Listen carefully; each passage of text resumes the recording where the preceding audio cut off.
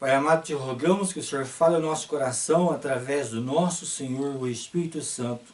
É o que lhe pedimos, Pai amado, em nome e por amor do nosso Senhor Jesus Cristo. Amém. Meus amados irmãos, em Mateus 5,48, vemos um chamado, um apelo do nosso maravilhoso Deus para cada um de nós. Portanto, sede vós perfeito, como perfeito é o vosso Pai Celeste. Amados, o que representa essa perfeição mencionada em Mateus 5,48? Seria essa uma perfeição na qual estaria livre de todo e qualquer pecado a pessoa que a atingisse? Seria uma perfeição realmente, plenamente livre da escravidão do pecado? Essa perfeição de Mateus 5,48 é uma perfeição de plena santidade realmente? Muitas pessoas não pensam assim. Muitas pessoas acreditam que essa perfeição mencionada em Mateus 5,48 é simplesmente uma perfeição em amor, não uma vida completamente livre do pecado. As pessoas que pensam assim, normalmente, são as pessoas que não acreditam na possibilidade da plena libertação do pecado. São pessoas que não acreditam que o homem pode sim, pela graça de Deus, passar a viver uma vida completamente livre do pecado. Logicamente, nós não estamos falando de carne santa. A possibilidade de uma vida livre do pecado existe sim pela graça de Deus, não é carne santa. Continuaremos suscetíveis a cometermos pecado por conta da nossa natureza caída. Mas enquanto, amados, estivermos realmente conectados à videira, estivermos conectados a Cristo, nós poderemos viver sim uma vida livre do pecado. Enquanto estivermos realmente dominados, cheios do poder do nosso Senhor e Espírito Santo, estaremos livres sim de todo e qualquer pecado.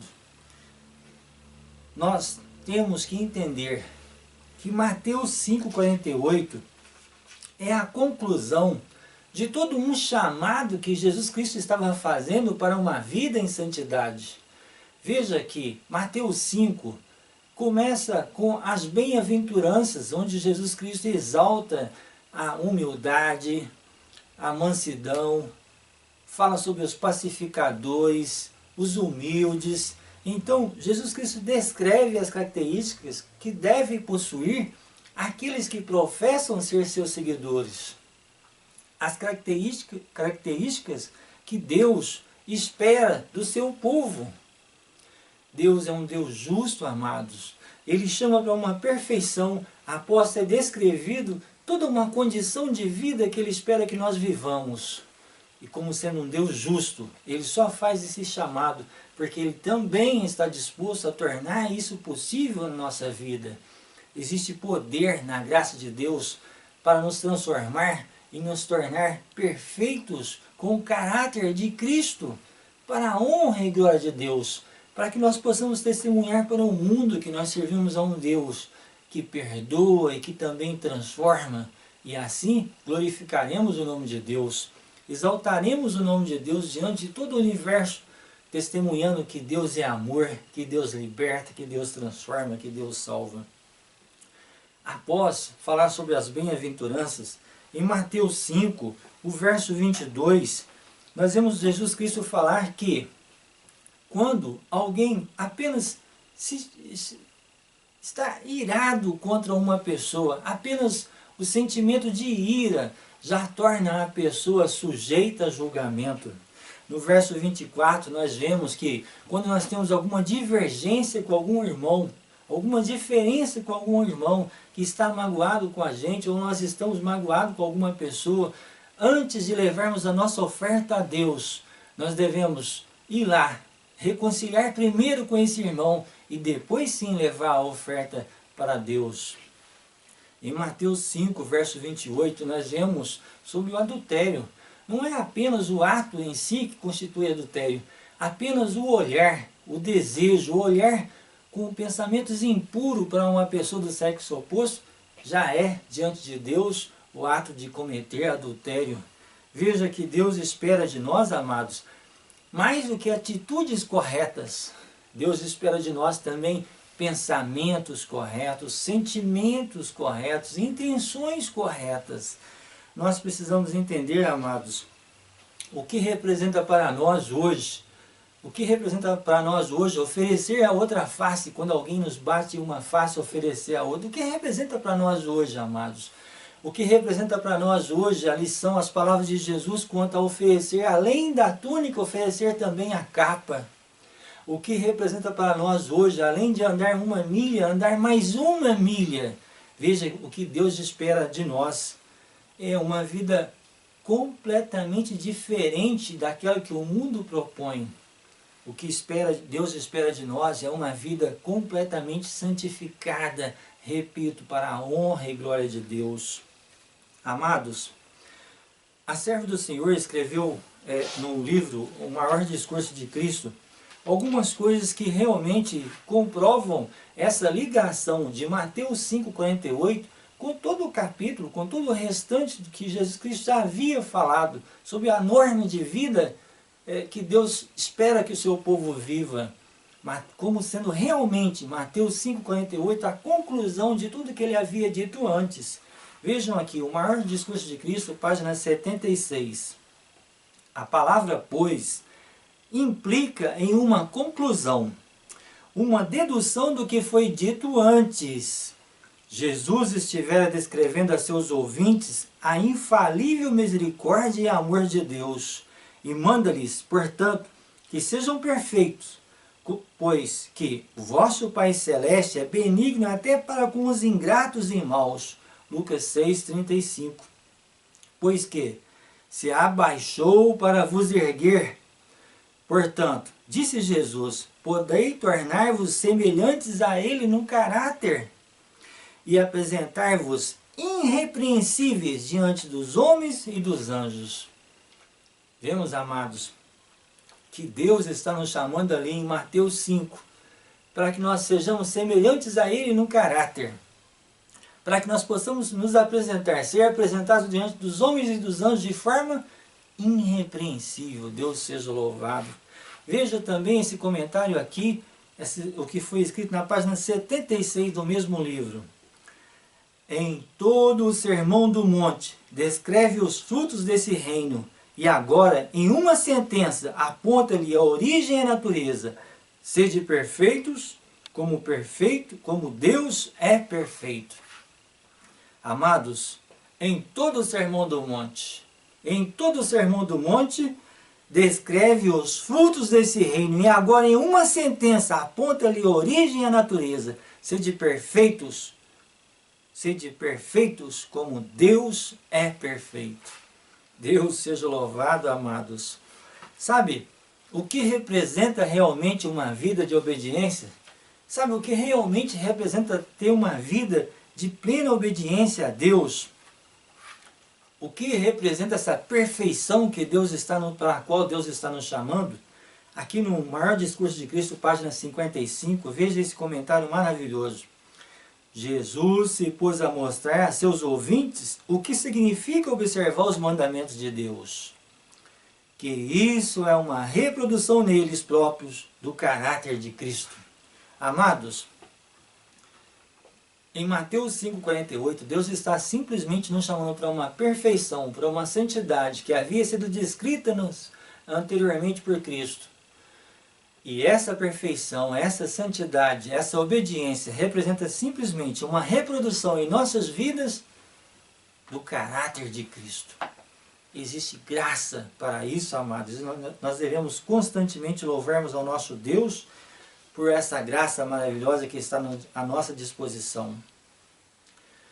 Mas muitos insistem em dizer, não, Mateus 5,48 não é plena santidade, não é perfeição livre do pecado. Mateus 5,48 é simplesmente uma vida livre, aliás, é uma vida de perfeição no amor, não livre do pecado, simplesmente de perfeição no amor. Pois bem, para os meus irmãos que pensam assim, eu gostaria de fazer a seguinte pergunta. Seria possível uma pessoa estar vivendo uma vida de perfeição no amor e ao mesmo tempo ainda ter algum pecado não vencido, algum pecado acariciado, não vencido, não abandonado? Seria possível ser perfeito em amor, mas ainda ter o caráter defeituoso? Não, meus amados. Não é possível que a pessoa atinja a perfeição no amor. Não existe uma perfeição no amor na qual a pessoa esteja ao mesmo tempo em desobediência. Por quê? Perfeito em amor resulta em perfeita obediência. Existe uma ligação entre amor e obediência. Lembra o que foi dito por Jesus quando lhe perguntaram qual é o grande mandamento? E Jesus disse, então, amar a Deus sobre todas as coisas. Esse é o primeiro e grande mandamento. O segundo, semelhante a esse, é amarás ao teu próximo como a ti mesmo. Desses dois mandamentos, Jesus fala algo que é muitíssimo importante. Desses dois mandamentos depende toda a lei e os profetas. Vejam que de amar a Deus e amar ao próximo depende a lei. Se nós amamos a Deus, guardaremos os 4 primeiros mandamentos que se referem a Deus. Se amamos ao próximo, guardaremos os outros 6 mandamentos. Ou seja, amando, observaremos a todos os mandamentos. O apóstolo Paulo, esse comentário, essa explicação que Jesus Cristo fez em relação ao amor e à lei, está em Mateus, capítulo 22, verso 36 a 40. E o apóstolo Paulo também faz um comentário interessante, que mostra a relação entre a obediência e o amor. Lá em Romanos, capítulo 13, verso 8, nós vemos claramente essa relação entre o amor e a lei e a obediência. A ninguém fiqueis devendo coisa alguma, exceto o amor com que vos ameis uns aos outros, pois quem ama o próximo tem cumprido a lei. Pois isso, não adulterarás, não matarás, não furtarás, não cobiçarás, e se há qualquer outro mandamento, tudo nessa palavra se resume: amarás ao teu próximo como a ti mesmo. O amor não pratica o mal contra o próximo, de sorte que o cumprimento da lei é o amor. O cumprimento da lei é o amor. Amados, a serva do Senhor também escreveu algo mostrando a relação entre o amor e a obediência. O amor exprime-se na obediência, e o amor perfeito lança fora o temor. Os que amam a Deus têm o seu selo na testa e praticam as obras de Deus. Filhos e filhas de Deus, página 51. O que possui o amor de Deus no coração não tem inimizade contra a lei de Deus, mas presta voluntária obediência a todos os seus mandamentos. E isso constitui o cristianismo. Novamente, Filhos e Filhas de Deus, página 51. Vejam que as pessoas que amam prestam a Deus uma voluntária obediência a todos os seus mandamentos. Não existe como ser perfeito em amor e ao mesmo tempo estar desobedecendo a Deus em alguma coisa, amados. Jesus Cristo disse: se me amardes, guardarei os meus mandamentos. Vejam a relação: se me amardes, se amardes a Jesus Cristo, guardareis os seus mandamentos, amados. Então, não existe, repito, não existe perfeição em amor com imperfeição de caráter ao mesmo tempo. Colossenses 3,14, nós vemos ali também uma relação entre amor, obediência, amor, perfeição. Colossenses 3,14 vai nos falar qual a relação entre o amor e a perfeição, amados. Colossenses 3,14. Acima de tudo isso, porém, esteja o amor, que é o vínculo da perfeição. Amados, se você está cheio de amor, a pessoa que está repleta de amor, perfeita em amor, o amor é o vínculo, é o que une a perfeição, porque o amor leva à obediência, a verdadeira obediência, a obediência voluntária, a obediência motivada pelo amor. Então, amados, perfeitos em amor significa perfeição, sim, livre do pecado, uma vida de plena obediência pela graça de Deus. E Deus está disposto, devemos repetir isso milhares de vezes, Deus está disposto a transformar o nosso coração, a transformar a nossa vida, para que aquele chamado de Mateus 5,48 seja uma realidade na nossa vida. Seja uma realidade realmente em nossa vida de quê? Para que nós possamos testemunhar para todo o universo que Deus, além de perdoar, transforma e liberta do pecado. Amados, vocês já tiveram curiosidade antes de ficar dando ouvidos ao que fala os doutores sobre Mateus 5,48, você já teve curiosidade em saber o que a serva do Senhor escreveu de forma bem clara e objetiva sobre esse verso, sobre essa mensagem, para a serva do Senhor, o que representa essa perfeição de Mateus 5,48? Você já teve essa curiosidade? Nós vamos ler uma mensagem que ela escreveu exatamente sobre Mateus 5,48. E veja o que representa para o Espírito de Profecia Mateus 5,48. É bem diferente do que a interpretação de alguns doutores na atualidade sobre esse verso. O ideal de Deus para seus filhos é mais alto do que pode alcançar o pensamento humano. Se de vós, pois, perfeito, como é perfeito o vosso Pai que estás nos céus. Mateus 5,48. Este mandamento é uma promessa. O plano da redenção visa ao nosso completo livramento do poder de Satanás. Cristo separa sempre do pecado a alma contrita, e veio para destruir as obras do diabo, e tomou providências para que o Espírito Santo fosse comunicado a toda alma arrependida, para guardá-la de pecar. A influência do tentador não deve ser considerada desculpa para qualquer má ação. Satanás rejubila quando ouve os professos seguidores de Cristo apresentarem desculpas quanto à sua deformidade de caráter. São essas escusas que levam ao pecado.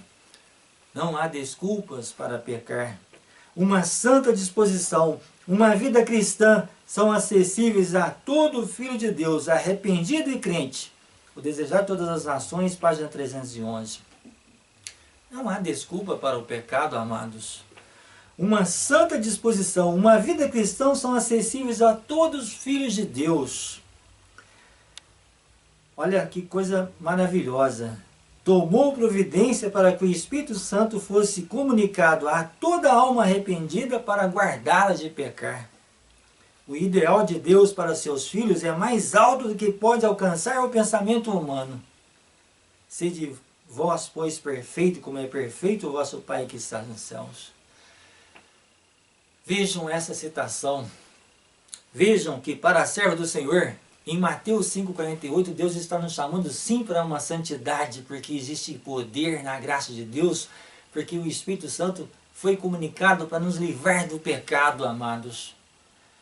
Então, não há desculpa para que nós continuemos vivendo como escravos do pecado. A plena libertação do pecado é possível pela graça de Deus. Jesus Cristo não nos salvará nos nossos pecados. A graça atua em nossa vida, nos salvando dos nossos pecados. Então, amados, a perfeição para a qual Deus está nos chamando em 5,48 é sim uma perfeição de plena santidade para a honra e glória de Deus. Nós devemos então, diante desse apelo, desse chamado, reconhecer as nossas imperfeições e sempre com humildade buscar pela graça de Deus essa perfeição. Não temos condições de saber se já atingimos essa norma. Nunca teremos essa condição, porque só Deus sonda o nosso coração, só Deus conhece as nossas intenções e só Ele pode fazer esse julgamento. Mas cabe a nós então, a nossa atitude deve ser sempre com o coração contrito. Fazer a oração do salmista: sonda, ó Deus, o meu coração, vê se há em mim algum caminho imperfeito, transforma o meu coração, purifica-me para que eu possa atender a esse apelo maravilhoso do Senhor que o Senhor tem para mim. Amados, que esse seja o nosso desejo, de glorificar a Deus atendendo esse chamado, ouvir o apelo de Deus e confiar que existe poder pedir que Ele aumente a nossa fé para que essa obra possa se realizar na nossa vida. Não ficar dando ouvidos aos homens, ao que o mundo diz, ao que o inimigo diz, mas ouvir o que a palavra de Deus nos diz. Sabe, amados, Deus nos chama assim para sermos perfeitos em amor. E quando nós falamos em perfeição, quando nós falamos em amor, seria bom nós meditarmos no capítulo 13 de 1 Coríntios, onde nós vemos uma mensagem maravilhosa do apóstolo Paulo para nós, que fala do amor que nós devemos ter. Às vezes, meditar nesse capítulo e ver se a minha vida está em conformidade com esses princípios. Se eu desejo ser, então, perfeito em amor, eu devo ter como característica na minha vida, essas características mencionadas em 1 Coríntios capítulo 13. Aqui fala que o amor é paciente, é benigno. 1 Coríntios 13, capítulo 13, verso 4. O amor é paciente, é benigno. O amor não arde em ciúme, não se ufana, não se ensoberbece, não se conduz inconvenientemente, não procura os seus interesses, não se exaspera, não se ressente do mal. Não se alegra com a injustiça, mas regozija-se com a verdade. Tudo sofre, tudo crê, tudo espera, tudo suporta. Que nós tenhamos esse amor, amados. Que nós sejamos então, em ocasião oportuna, antes que seja fechada a porta da graça, que nós sejamos então transformados pelo nosso Senhor Espírito Santo. Que nós sejamos lavados pelo sangue do Cordeiro, para que nós possamos então glorificar o nome de Deus. Glorificar o nome de Deus e estar preparados para aquele dia em que o Senhor aparecerá nas nuvens dos céus. Que esse seja o nosso desejo, que esse seja o desejo do nosso povo, da nossa família, da nossa igreja, de estarmos perfeitos em amor, uma vida em perfeita santidade, atendendo o apelo do nosso Deus. Pai amado, obrigado, Senhor, por nos fazer esse apelo, por nos fazer esse chamado e por estar disposto a fazer com que esse apelo seja atendido e se torne possível na nossa vida. Transforma-nos, ó Pai, somos fracos, somos pecadores, mas sabemos que o Senhor deseja nos libertar dos nossos pecados. Salva-nos para o Teu reino, perdoe e nos transforme, nós te rogamos em nome e por amor de Jesus. Amém.